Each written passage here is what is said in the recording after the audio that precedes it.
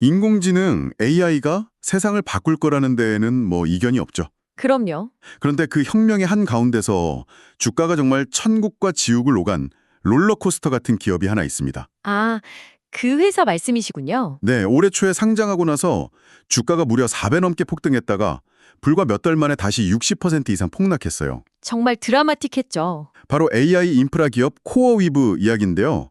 오늘 이 흥미로운 사례를 좀 깊게 파고들어 볼까 합니다.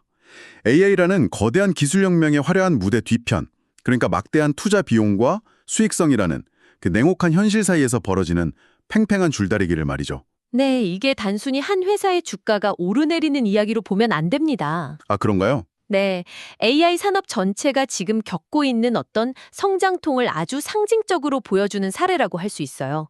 모두가 엄청난 기대감에 부풀어서 자금이 막 몰려들던 그 하이프 단계에서요. 거풍 던게 말이죠. 그렇죠. 이제는 알겠어. 그래서 이걸로 어떻게 돈을 벌 건데? 라는 아주 현실적인 질문에 답해야 하는 시점으로 넘어왔다는 걸 명확히 보여주는 거죠. 코어위브의 이 여정은 AI의 미래에 투자하는 모든 이들에게, 심지어 우리 같은 사용자들에게도 중요한 생각거리를 던져줍니다. 자, 그럼 이야기 시작 전부터 한번 풀어가 보죠. 코어위브라는 회사, 사실 시작은 좀 의외였어요. 맞아요. 원래는 암호화폐 채굴을 하던 기업이었죠. 네, 그랬는데 아주 영리하게 AI 인프라 사업으로 방향을 틀었습니다. 사업 모델 자체는 굉장히 직관적이에요.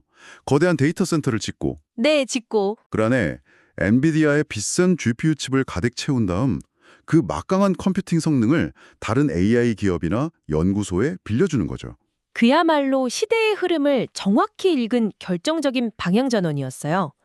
변동성이 극심한 암호화폐 시장을 떠나서 당시 폭발적으로 성장하던 AI 시장의 가장 근본적인 필요, 컴퓨팅 파워. 바로 그 컴퓨팅 파워라는 디지털 곡괭이를 파는 역할로 완벽하게 자리매김한 겁니다. 아, 1850년대 골드러시 때 금 캐는 사람보다 천바지랑 곡괭이 판 사람이 더 큰 돈을 벌었던 것과 똑같은 전략이네요. 정말 딱 맞는 비유입니다. 그리고 시장의 반응은 그야말로 대박이었습니다.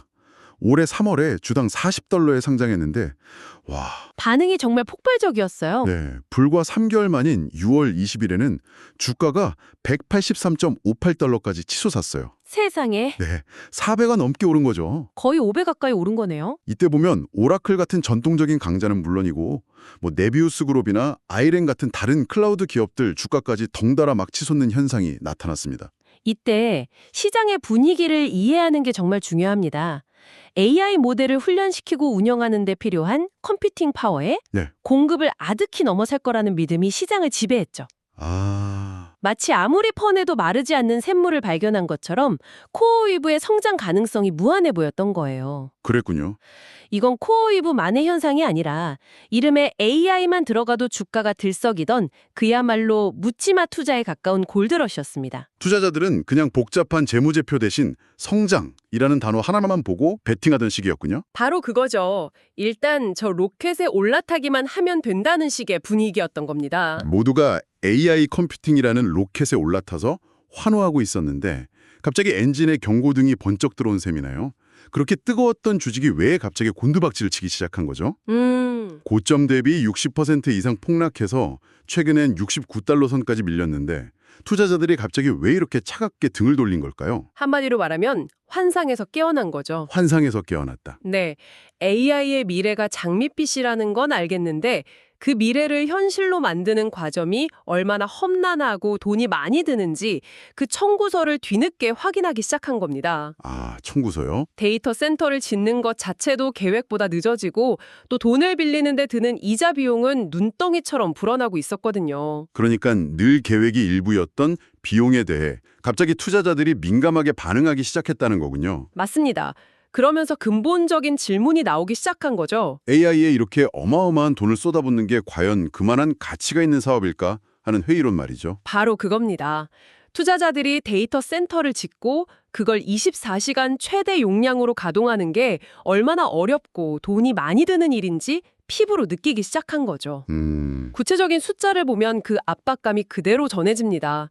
코어위브가 9월 말 기준으로 무려 140억 달러의 빚을 지고 있어요. 와, 잠깐만요. $140억? 네. 그 숫자를 들으니까 머리가 좀 띵하네요. 우리 돈으로 거의 20조 원에 가까운 돈인데 웬만한 한국 대기업의 시가총액과 맞먹는 수준 아닌가요? 그렇죠. 그 엄청난 빚을 감당하면서 사업을 한다는 게 정말 아슬아슬한 외줄타기처럼 보이는 겁니다. 게다가 이자율도 높다고요. 네, 최근에 발행한 채권의 이자율은 9%에 달해요. 이건 단순히 돈을 빌리는 수준이 아니라 아주 비싼 이자를 내가면서 사업을 확장하는 위험한 줄타기를 하고 있다는 뜻입니다. 시장의 불안감을 보여주는 다른 지표도 있을까요? 더 결정적인 지표가 있습니다. 바로 신용부도 스와프, CDS 프리미엄이라는 건데요. CDS, 용어가 좀 어렵네요. 용어는 복잡하게 들릴 수 있지만 아주 간단하게 비유를 들자면요. 친구에게 돈을 빌려주면서 저 친구가 돈을 떼먹을까봐 불안한데 혹시 대신 갚아주면 내가 수수료를 줄게 라고 다른 친구와 계약하는 것과 같아요. 아하, 일종의 보험료 같은 거군요. 맞습니다. 그 수수료가 바로 CDS 프리미엄인데 코어 위에 이 수수료가 10월 초 368에서 최근 803까지 2배 넘게 뛰었다는 건 시장이 코어 위부가 돈을 못 갚을지도 모른다는 불안감을 그만큼 크게 느끼고 있다는 명백한 신호네요. 정확합니다. 시장의 불안지수가 2배 넘게 치솟았다는 거죠. 자, 그럼 이런 절벽 같은 상황에서 코어 위부는 뭐라고 말하고 있을까요? 당연히 회사 측은 이런 우려에 대해 할 말이 많을 텐데요. 물론입니다.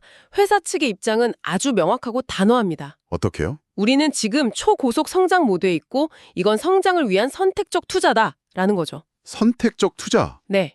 특히 무턱대고 데이터 센터부터 짓는 게 아니라 고객과 사용 계약을 먼저 확보한 뒤에 설비 투자를 진행한다는 점을 강조합니다.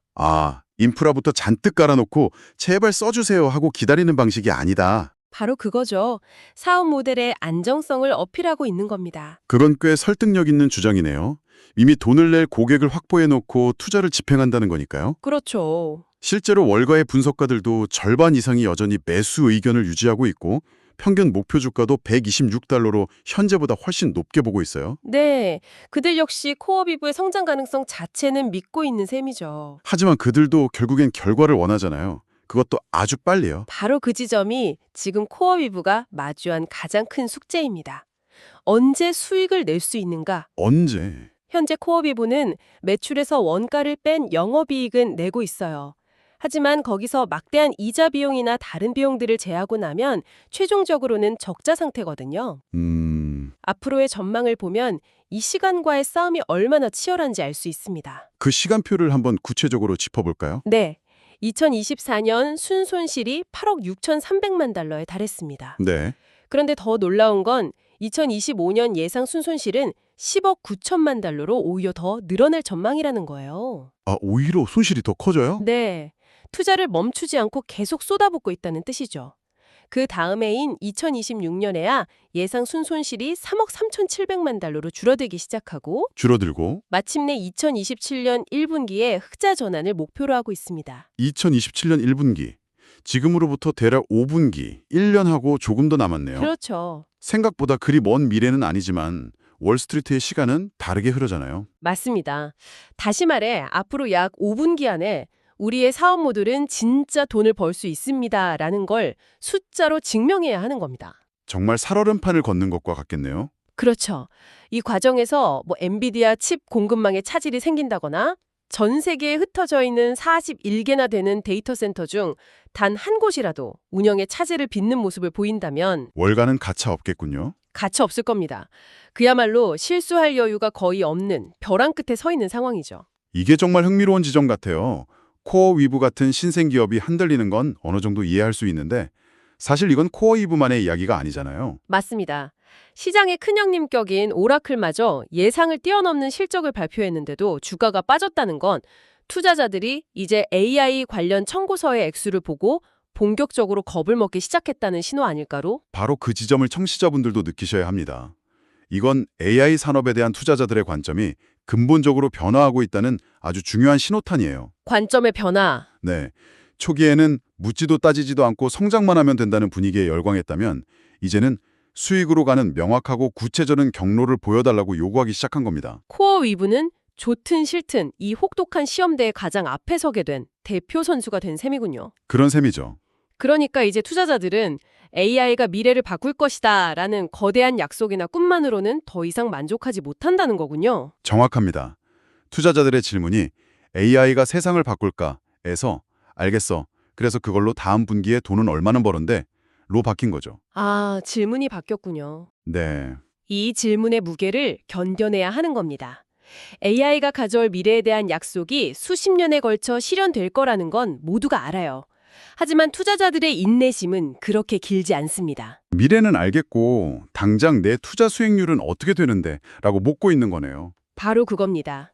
이 질문에 답하지 못하는 기업은 아무리 유망해 보여도 시장의 외면을 받을 수밖에 없는 국면으로 접어들었습니다. 정리해보자면 코어 위브는 AI 혁명의 필수적인 디지털 곡괭이를 공급하는 아주 중요한 기업이지만 그 미래를 건설하는 데 드는 막대한 현지의 비용과 네. 당장의 수익을 요구하는 투자자들의 압박 사이에 꼼짝없이 갇혀버린 형국이네요. 다시 한번 AI의 총화로 떠오를 길은 분명 열려 있지만 그 길이 아주 좁고 험난해 보입니다. 이 이야기를 들으시면서 이런 질문을 한번 스스로에게 던져보시면 어떨까 합니다. 네, 어떤 질문일까요? 우리가 지금 목격하고 있는 이 놀라운 AI 혁명의 비용은 과연 누가 어떻게 지불하고 있는가? 코어위브처럼 인프라를 구축하는 기업일까요? 아니면 그들에게 위험을 감수하고 베팅하는 투자자일까요? 그것도 아니면 결국 AI 서비스 이용료라는 형태로 우리 모두가 그 비용을 나눠서 부담하게 될까요? 결국 우리에게 돌아오는 질문이네요. 그렇죠. 그리고 만약 월스트리트의 그 촉박한 시간표 안에 이 거대한 베팅이 성공하지 못한다면 그 다음은 또 어떻게 될까요? 코어웨이브의 사례는 기술의 미래가 금융시장의 냉정한 논리와 어떻게 충돌하고 또 타협하는지 그 생생한 현장을 보여주는 아주 흥미로운 질문을 우리에게 던지고